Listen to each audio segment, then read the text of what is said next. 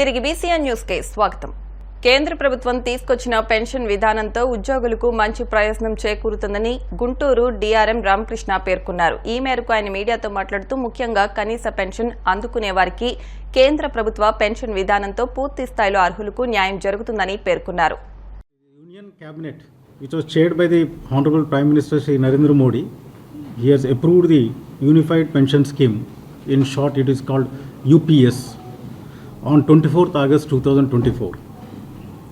The central government employees have welcomed this Union Cabinet's decision to approve UPS, Unified Pension Scheme, providing assured pensions to all of them. I would state the salient features of the Unified Pension Scheme. Number one is the assured pension. 50% of the average basic pay drawn over the last 12 months prior to superannuation, that is retirement, for a minimum qualifying service of 25 years. This pay will be proportionate for lesser service period up to a minimum of 10 years of service. Assured family pension. This is declared at 60% of the pension of the employee immediately before his or her demise. In addition to what I described in the previous four, this is given at a superannuation in addition to gratuity, which I mentioned before. This is calculated at 1/10 of monthly emoluments, that is basic pay and DA, as on the date of superannuation for every completed 6 months of service. And this payment will not reduce the quantum of assured pension. UPS will also be available as an option to the employees. So existing as well as future employees will have an option of joining NPS or UPS. And choice once exercised will be final. And we have made a sample calculation for an employee with who has completed 25 years of service and his date of retirement is 31st December 2029. That means he will qualify the service of 25 years.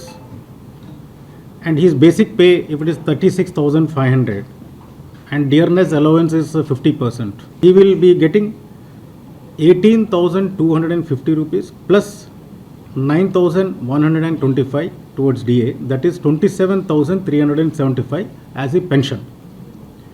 This is 50% of basic pay for 25 years of service. This is nothing but 60% of the pension, as I said earlier in the salient feature. In addition to that, lump sum amount in addition to gratuity, that is basic pay plus dearness allowance, that is 1/10 of that, multiplied by qualifying service and multiplied by a factor of 1/5. So that gives 2,73,750 rupees. So if you see this UPS scheme, pension is guaranteed and it is slightly higher than what is covered in NPS. And family pension is also therefore, because it is related to 60% of the pension, so the family pension is also guaranteed. And lump sum amount in addition to gratuity is also guaranteed. So this is the gist of it, and all the central government employees are really happy about it. Nellore జిల్లా గొలగమూడి వెంకయ్య స్వామి ఆశ్రమాన్ని షిరిడీ మందిరం తరహాలో అభివృద్ధి చేయడమే తన ప్రధాన సంకల్పమని ఆలయ కార్యనిర్వహణాధికారి బాలసుబ్రహ్మణ్యం పేర్కొన్నారు. వెంకయ్య స్వామి కుటుంబ సభ్యులమని చెప్పుకునే కొందరు తనపై చేసిన ఆరోపణలో నిజం లేదన్నారు.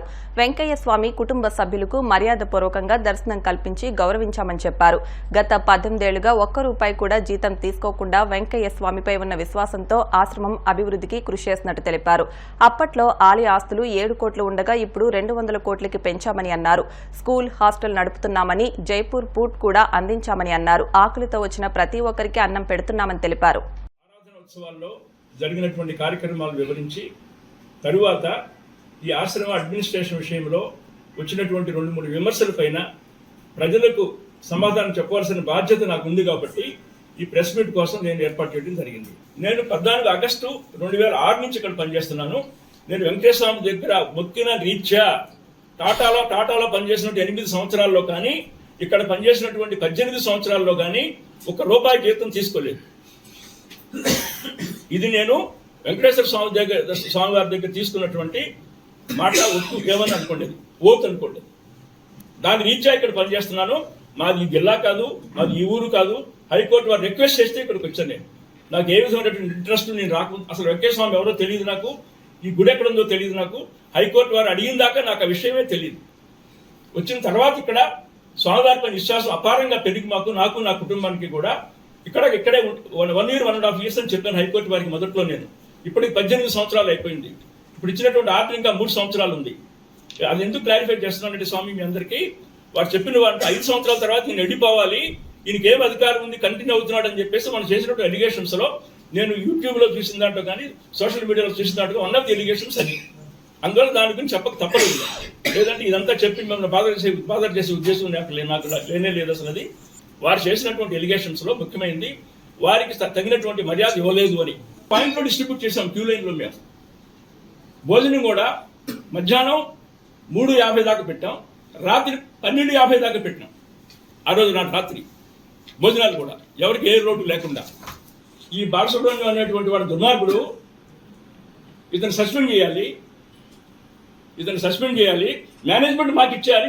ఎల్లోపతి డాక్టర్ ఉంటారు, ఆయుర్వేద డాక్టర్ ఉంటారు, ఫిజియోథెరపిస్ట్ 2 ఉంటారు, ఆర్టిఫిషియల్ లిమ్స్ అంటే జైపూర్ ఫుడ్ కూడా మనం 10,000 రూపాయల కానీ 1 lakh వరకు ఖర్చు అయ్యేటువంటి జైపూర్ ఫుడ్ కూడా ₹1 తీసుకోకుండా మనం పేషెంట్స్కి ఇస్తున్నాం. ఈ ఆశ్రమంలో మనం స్వామి పైన ఉన్నటువంటి విశ్వాసంతో వచ్చేటువంటి భక్తుల యొక్క సహాయం వల్ల, వాళ్ళ సహకారం వల్ల, వాళ్ళు ఇచ్చేటువంటి డొనేషన్స్ వల్ల ఈ ఆశ్రమం అభివృద్ధి అయింది తప్ప నా సొంత పెత్తనం ఏం లేదు దీంట్లో. ఆ పుస్తకం పట్టి మాకన్న వెంకటరావు గారి పుస్తకంలో ఆయన ఫోటోలు వేశారు. ఆ ఫోటోల్లో స్వామివారి సమాధి అయిన సందర్భంలో ఉన్నది ఎవరెవరు, మాకన్న వెంకటరావు గారు, గురవే స్వామి గారు, ఇతర భక్తులు, గొలకమూడి వాళ్ళు, గొలకమూడి వాస్తవులు కానివ్వండి, ఇతర భక్తులు ఆయనతో బతికిన వాళ్ళు ఉన్నారు అంతే అక్కడ. అప్పటి నుంచి వాళ్ళకి ఆ కోరిక ఉంది. ఇప్పుడు మీరు వినుంటే వారు మాట్లాడిన విషయాల్లో, ఆ స్త్రీ మాట్లాడిన దాంట్లో ఈ ఆశ్రమం మాది, మేనేజ్మెంట్ మాకు ఇచ్చేయండి అంది. ఎప్పుడు అంటే ఇలాంటి సంఘటన వచ్చినప్పుడల్లా అతను దర్శనం కోసం పేచి పెడతాడు, నన్ను అడుగుతాడు. నన్ను అడిగితే నేనే అతన్ని పంపించి పైకి అతను ఏం కావాలో చేసి పెట్టమని చెప్తుంటాను నేను. ఈసారి నన్ను అడగలేదు అతను, నేను లేను అతను వచ్చినప్పుడు. ఈసారి నేను లేను, నన్ను అడగలేదు, అయినా మా ఆవిడ దర్శనం చేయించారు, ఇబ్బంది లేదు దాంట్లో. దాన్ని మనసులో ఎవరు పెట్టుకోవద్దు. స్వామివారి యొక్క ఆశీస్సులు మనందరికీ ఉంటాయి. ఆశ్రమ అభివృద్ధికి మీరు నేను అందరం కలిసి కూడా ఎనలేని కృషి చేద్దాము. మాజీ ముఖ్యమంత్రి వైఎస్ జగన్మోహన్ రెడ్డిని విమర్శించడమే లక్ష్యంగా ముఖ్యమంత్రి చంద్రబాబు నాయుడు వ్యవహరిస్తున్నారని మాజీ మంత్రి ధర్మన కృష్ణమోహన్ పేర్కొన్నారు. ప్రజలకు ఉపయోగపడే కార్యక్రమాలేవీ చేయలేదని అసంతృప్తి వ్యక్తం చేశారు. తన మాటలతో మరోసారి చంద్రబాబు ప్రజలు మోసగించే ప్రయత్నం చేస్తున్నారని అన్నారు. జగన్ ప్రభుత్వ హయాంలో ఎక్కడా దాడులు జరగలేదన్నారు. ప్రసాద్ గారిని చిన్న వయసు యువకుడు బహిర్భూమికి వెళ్ళేటప్పుడు దారి కాసి దొంగతనంగా హత్య చేసినటువంటి సంఘటన తెలుగుదేశం పార్టీ వాళ్ళు చేస్తున్నటువంటి అన్యాయమైనటువంటి చర్యకి తీవ్రంగా మేము ప్రతిఘటిస్తున్నాం. మా ప్రీతం నాయకులు జగన్మోహన్ రెడ్డి గారు కూడా స్థానిక నాయకులు కిరణ్ కుమార్ని తీసుకొని మన వైఎస్ఆర్ పార్టీ నాయకులందరినీ తీసుకొని ఒకసారి వెళ్ళి పరామర్శ చేయండి, నేను కూడా అవకాశం తీసుకొని వస్తానని చెప్పడం జరిగింది. ఇది చాలా అన్యాయం. ఇటువంటి కార్యక్రమాలు గతంలో 5 సంవత్సరాలు ముఖ్యమంత్రి జగన్మోహన్ రెడ్డి గారి పాలనలో రాష్ట్రంలో ఎక్కడ కూడా ఇటువంటి అవాంఛనీయ సంఘటనలు ఎక్కడ జరగలేదు. ఈరోజు ఎన్నికలు జరిగిన రోజు నుంచే ప్రారంభించారు. అదే ఎన్నికల ఫలితాలు వచ్చిన రోజు నుంచి కూడా మరీ అత్యంత దారుణంగా రాష్ట్రం అంతా కూడా ఇటువంటి అకృత్యాలు చేయడం జరుగుతోంది. ఇది ప్రజాస్వామ్యంలో ఇటువంటి చేష్టలు అన్నవి చాలా తప్పు. ఈవేళ రాజకీయాలు అన్నవి గెలిపోవటం చాలా సహజమైనటువంటివి. ఎన్టీ రామారావు, ఇందిరాగాంధీ లాంటి వాళ్ళు గెలిచారు, ఓడారు. అంత మాత్రాన ఓటమైన వెంటనే ఇటువంటి చర్యలు, కక్షపూరిత చర్యలు, ఒకసారి ఆల్రెడీ వాళ్ళు గెలిచారు, ప్రజలకు అవకాశం ఇచ్చారు. సరైనటువంటి పాలన వాళ్ళు ఏవైతే ఎన్నికల ముందు ఇచ్చారో ఆ వాగ్దానాలు అమలు జరిగి ప్రజలకు మేలు చేసే విధంగా వాళ్ళు పరిపాలించాలి. అలా చేస్తే మేము బాధ్యత కలిగినటువంటి ప్రతిపక్షంగా మేము కూడా సహకరిస్తాం. అంతే తప్ప ఇటువంటి దౌర్జన్య సంఘటనలు ఎప్పుడు కూడా మంచిది కాదు. మన చరిత్రలు చెప్తున్నాయి, అనేక రాక్షస చక్రవర్తులు కూడా అత్యంత దారుణంగా మరి తర్వాత హతమైనటువంటి సంఘటనలు కూడా మనకు తెలుసు. మరి ఇటువంటి కార్యక్రమాలు ఎప్పటికైనా ఫుల్ స్టాప్ పెట్టి శాంతిగా ఉండవలసిన గ్రామాలు ఇటువంటి దౌర్జన్యకర సంఘటనలు చేయొద్దని ఇటువంటి చర్యలను తీవ్రంగా మేము ఖండిస్తున్నాం. తెలుగుదేశం నాయకులు కూడా విజ్ఞప్తి చేస్తున్నాం. చంద్రబాబు నాయుడు గారికి కానీ, ఇక్కడ స్థానిక నాయకులైన అచ్చెన్నాయుడు, రామ్మోహన్కి కానీ, ఇక్కడ స్థానిక ఎమ్మెల్యేకి కానీ ఇది కరెక్ట్ కాదు. ఇది ప్రజాస్వామ్యంలో ఇటువంటి చర్యలు అన్నవి ఎప్పుడు కూడా ప్రజల సానుభూతిని కానీ ప్రజల తాలూకు మన్నన కానీ పొందలేరు. మరి ఎఫ్ఐఆర్లో 11 మంది పేర్లు ఇస్తే ఈ వేళ వరకు వాళ్ళు 2-3 అరెస్ట్ చేయడం అనేది కూడా పోలీస్ చర్యలు కూడా సరిగ్గా లేవు. దయచేసి నేను ఎస్పీ గారికి చెప్తుంది ఏంటంటే తప్పు చేసిన వాళ్ళని శిక్షించండి. ఎవరైనా ఎప్పుడైతే మీరు అలా శిక్ష చేస్తారో అప్పుడే ఇటువంటి సంఘటనలు తగ్గుతాయి. తప్పుకి భయం లేకపోతే ఇటువంటి సంఘటనలు ఇంకా పెరుగుతాయి. ఇది ప్రజాస్వామ్యంలో ఇది మంచి పద్ధతి కాదు. దయచేసి గౌరవ ఎస్పీ గారు దీని మీద తగు చర్యలు తీసుకోవాలని, అలాగే రాష్ట్ర పోలీస్ శాఖ కానీ ముఖ్యమంత్రి కానీ దీనికి బాధ్యులైన ప్రతి ఒక్కరిని కూడా కఠినంగా శిక్షించాలని నేను కోరుతున్నాను. ఇప్పుడే కిరణ్ గారు నేను చూసాం, అలాగే మా నాయకులు కూడా అనేక మంది ఎంపీపీలు, మన సెంట్రల్ బ్యాంక్ చైర్మన్లు అంతా కూడా చాలా మంది నాయకులు వచ్చారు. ఈ విషయాలన్నీ కూడా జగన్ గారి దృష్టిలో పెట్టడం జరుగుతుంది. తప్పకుండా పార్టీ తరఫున ఆ కుటుంబానికి అండగా నిలబడుతుంది. ఆల్రెడీ ఆ పార్టీలో దృష్టిలో పెట్టడం కిరణ్ గారు చెప్పడం అయింది. ఇప్పుడు మేము చూసిన విషయాలు ఇవన్నీ కూడా అతని దృష్టిలో మళ్ళీ మరోసారి పెట్టడం జరుగుతుంది. నేను అనుకోవడం జగన్ గారు ఇటువంటి సంఘటనలు లాంటి దగ్గరికి వెళ్తున్నారు. ఆయన మళ్ళీ ఆయన పరిస్థితిని బట్టి ఇక్కడ కూడా విజిట్ చేయొచ్చు. ఏదేమైనా జగన్ గారు కానీ పార్టీ కానీ మేమంతా కానీ ఖచ్చితంగా ఈ బాధిత కుటుంబానికి అండగా అన్ని రకాలుగా ఉంటామని.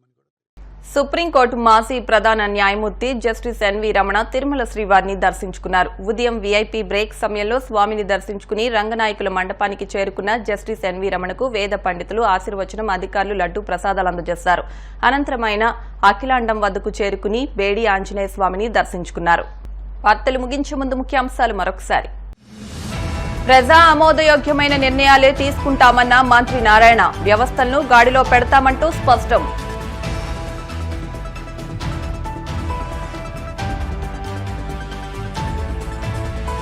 ఆటోలో తరలిస్తూ గుంటూరులో లభ్యమైన 21 కేజీల గంజాయి, మైసూరుకు చెందిన 3 అరెస్టు చేసినట్టు స్పష్టం.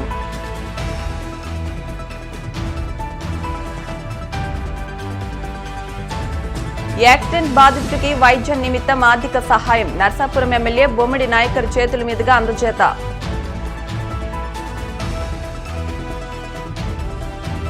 పర్యావరణ పరిరక్షణలో భాగంగా 8వ తేదీ నుంచి ప్రత్యేక కార్యక్రమాలు, స్పష్టం చేసిన కాకినాడ జిల్లా విపత్తుల నిర్వహణ ప్రాజెక్టు మేనేజర్ లావణ్య.